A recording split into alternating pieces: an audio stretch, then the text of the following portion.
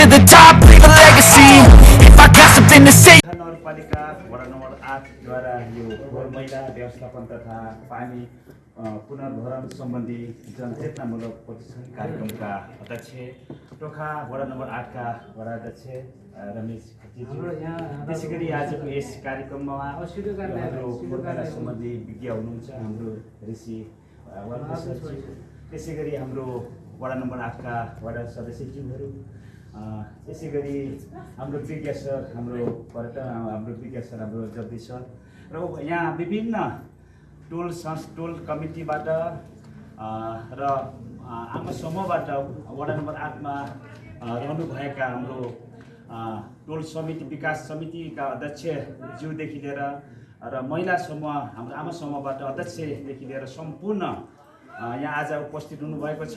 त्यसै गरी हाम्रो यो 2079 सालमा चाहिँ एसी दिएर बस्नुभएका हाम्रो भविष्यका कर्णधार भाइ बहिनीहरूलाई आजको यस कार्यक्रममा हजुरहरूलाई सम्पूर्णमा आजको एक दिने हाम्रो प्रशिक्षण कार्यक्रम जनचेतना कार्यक्रममा उपस्थित हुनुभएको छ।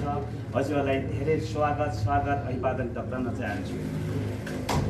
साँच्चै नै हाम्रो मानव जीवनमा साँच्चै नै जीवनको स्वास्थ्य रहनुको लागि हाम्रो यो स्वास्थ्य अब वातावरण यो इन्भाइरोमेन्ट सम्बन्धी पनि हामीले ज्ञान हामीले अति आवश्यक छ। त्यसैले गर्दा यो जीवनमा यो हाम्रो समाजमा हामी बसिएपछि कस्तो किसिमको वातावरण इन्भाइरोमेन्ट समाजमा हामीले सरसफाइदेखि लिएर स्वास्थ्य रहनको लागि कस्तो किसिमको हामीले यो त्यो सम्बन्धी ज्ञान हासिल गर्न सकिन्छ भन्ने कुरोहरू आज निश्चय हाम्रो प्रशिक्षकहरूबाट हामीले ज्ञान प्राप्त गर्ने नै छौँ। हामीले हरेक कुरामा, किनभने आफ्नो स्वास्थ्य रहनको लागि हरेक कुरा समाजमा हाम्रो स्वास्थ्यलाई लागि धेरै कुराहरू ज्ञान हुनुपर्छ। जसरी हामीले किताबमा त पढिन्छ, त्यो किताबमा पढेको कुरोहरू हामी व्यवहारमा पनि हामी लागू गर्नुपर्छ। त्यसैले गर्दाखेरि हामीले आज हाम्रो प्रशिक्षकहरूबाट धेरै कुरोहरू हामी निश्चय नै हामीलाई अवगत गराउनुहुन्छ, ज्ञान दिनुहुन्छ होला। त्यसैले गर्दाखेरि हामीले यो एउटा फोहोर स्रोत नै एउटा न्यूनकरण र नवीकरण गर्ने एउटा उपयुक्त विधिबाट हामीले व्यवस्थापन गर्नुपर्छ। फोहोर व्यवस्थापन एउटा चुनौती र एउटा अज्ञानता पनि हो यो फोहोर व्यवस्थापनको लागि। कति कुरो हामीले थाहा भएर पनि हामीले त्यो फोहोर व्यवस्थापन हामीले गरिरहेको हुँदैन। त्यसैले गर्दाखेरि हामीले यो फोहोर व्यवस्थापनको लागि हामीले अलिकति ज्ञान हासिल गरेको निश्चय त्यो काम हामी पुरा गर्न सकिन्छ।